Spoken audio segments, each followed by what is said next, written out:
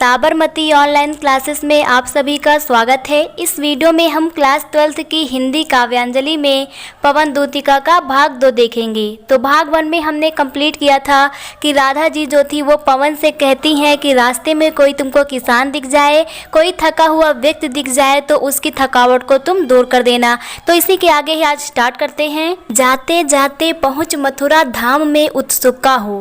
राधा जी कह रही हैं पवन से कि जाते जाते पहुँच, यानी कि तुम जाते जाते पहुँच कर वहाँ पर तुम मथुरा धाम में उत्सुकता हो। मथुरा धाम में तुम पहुँच करके और अधिक उत्साहित हो जाना और अधिक उत्सुक हो जाना। अपनी उत्सुकता को दबाना मत।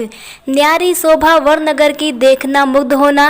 न्यारी शोभा यानी कि वहाँ की सुंदरता को, सौंदर्य को, वर नगर की, वर मतलब श्रेष्ठ नगर की, उस श्रेष्ठ नगर की सुंदरता को देखना मुग्ध होना और उस पर मोहित होना।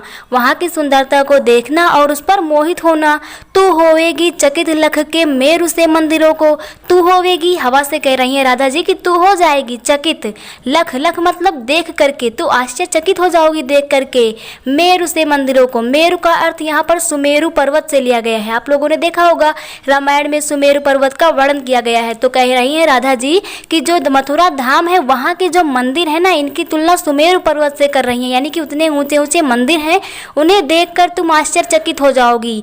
आभा वाले कलश जिनके दूसरे अर्क से हैं, आभा वाले यानी सौंदर्यशाली जो कलश हैं, उन मंदिरों के जो कलश हैं जिनके दूसरे अर्क से हैं, अर्क मतलब सूर्य के समान हैं, तो जिनके जो ऊपर कलश लगे हुए हैं, उन मंदिरों के ऊपर जो कलश लगे हुए हैं वे दूसरे सूर्य के समान हैं। तो फिर से इसका अर्थ देखते हैं। जाते जाते पहुँच मथुरा धाम में उत्सुकता हो। राधा जी कह रही हैं कि हे पवन, मथुरा पहुँचकर तुम अपनी उत्सुकता को दबाना मत। न्यारी शोभा वर नगर की देखना मुग्ध होना, उस श्रेष्ठ नगर की सुंदरता को देख करके वहाँ पर मोहित होना। तू होवेगी चकित लख के मेरु से मंदिरों को। तुम वहाँ पर ऊंचे ऊंचे सुमेरु पर्वत के समान मंदिरों को देख करके चकित होगी। आभा वाले कलश जिनके दूसरे अर्क से हैं, यानी कि वहाँ दूसरे सूर्य के समान आभा वाले सुमेरु पर्वत के समान ऊंचे मंदिरों के कलश को देख करके तू आश्चर्यचकित हो जाएगी। नेक्स्ट देखते हैं आगे। राधा जी कहती हैं, देखे पूजा समय मथुरा मंदिरों मध्य जाना। हवा से कह रही है कि हे पवन, यदि तुम वहाँ पर पूजा का समय देखो, देखे पूजा समय यानी वहाँ पर पूजा का समय चल रहा हो, मंदिरों मध्य जाना तो तुम मंदिर के बीच में जाना। नाना वाद्यों मधुर स्वर की मुग्धता को बढ़ाना। नाना मतलब अनेक प्रकार के, वाद्यों यानी कि जो वाद्य यंत्र होते हैं बजाने वाले, उनको मधुर स्वर से, मीठी स्वर से, की मुग्धता को बढ़ाना, उनकी मनोहरता को और अधिक बढ़ा देना।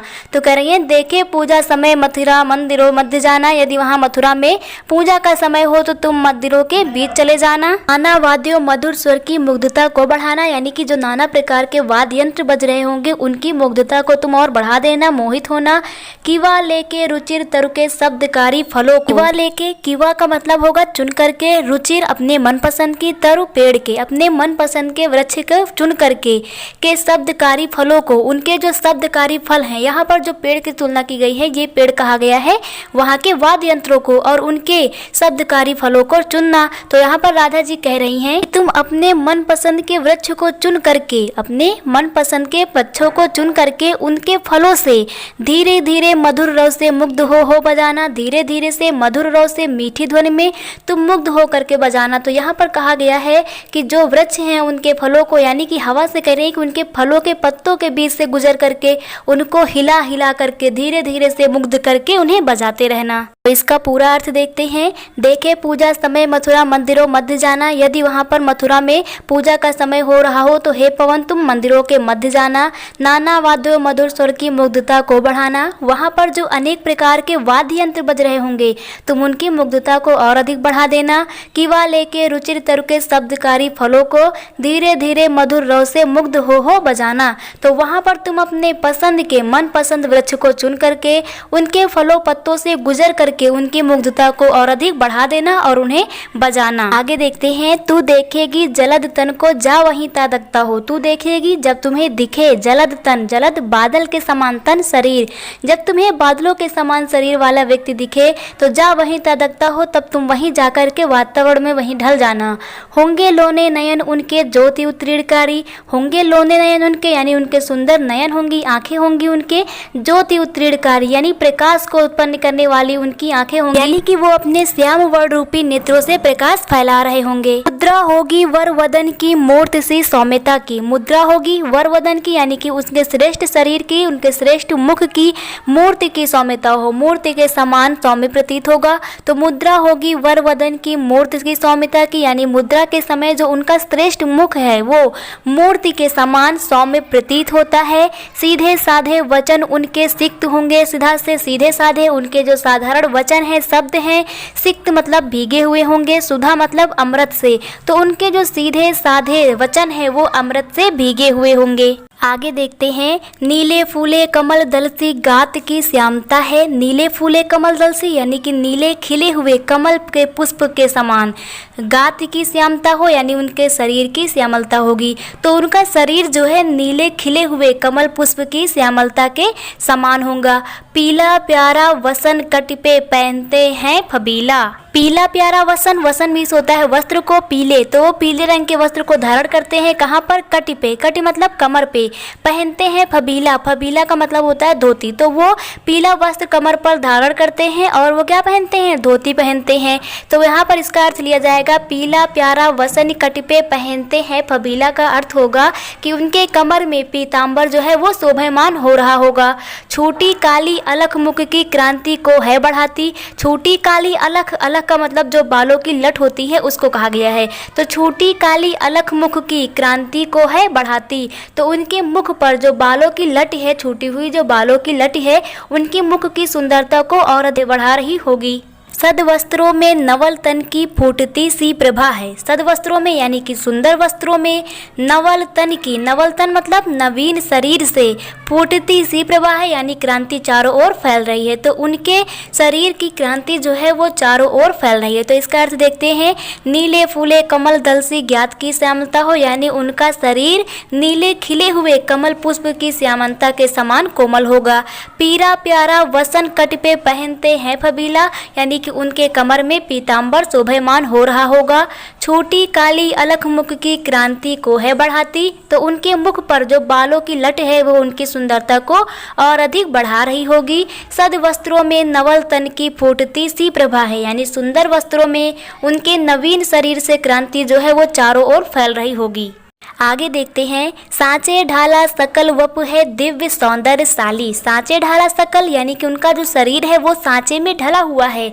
दिव्य सौंदर्यशाली का मतलब अलौकिक है। तो श्री कृष्ण जी का शरीर जो है सांचे में ढला हुआ अलौकिक है। सत पुष्पों की सुरभ उनकी प्राण संपोषिका है। सत पुष्पों की यानी सुंदर पुष्प की जो सुगंध होती है, सुरभ उसकी यानी श्री कृष्ण की जो सुगंध है वो प्राण संपोषिका है, प्राणों को संपोषित करने वाली है। तो जो पुष्प की सुगंध के समान जो सुंदर पुष्प होते हैं, उनकी सुगंध के समान ही जो श्री कृष्ण की सुगंध है वो प्राणों को संपोषित करने वाली है। दोनों कंधे वृषभ वर से हैं बड़े ही सजीले। दोनों कंधे यानी श्री कृष्ण के जो दोनों कंधे हैं वृषभ वर से, वृषभ मतलब होता है बैल, वर श्रेष्ठ, श्रेष्ठ बैलों के समान बड़े ही सजीले हैं, यानी कि शोभायमान हो रहे हैं, सुसज्जित हो रहे हैं।